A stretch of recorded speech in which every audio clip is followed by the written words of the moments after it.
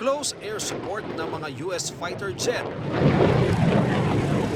Hudyat na simula na ng pagtugi sa mga sundalong Pilipino at Amerikano sa external force na susubok ng isang kunwaring seaborne invasion sa Apari, Cagayan.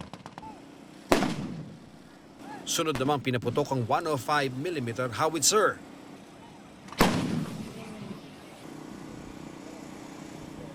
Pati ang 155mm artillery. Ang mga chopper naman ng mga Amerikano ang sunod na bumanat. Nariyan din ang mga light armored vehicle ng Philippine Marines at Philippine Army tanks. Ang bahaging ito ng balikatan exercise ginawa sa pampang ng Apari, Cagayan na nakaharap sa Batanes. Tinatayang 500 kilometro ang distansya nito sa Taiwan. Wala raw partikular na bansang pinaghahandaan ang balikatan. China is free to think whatever it wants, but we are exercising our rehearsal for a ground defense. Nothing more has to be interpreted from the exercise that we just conducted.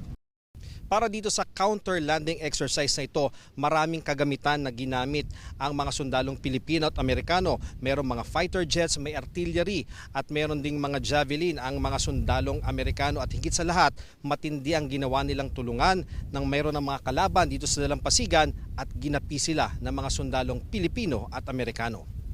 Great opportunity for us to work together, continue to improve as a team. Habang nagaganap ang balikatan, tuloy ang buhay at hanap buhay ng mga taga-Apari.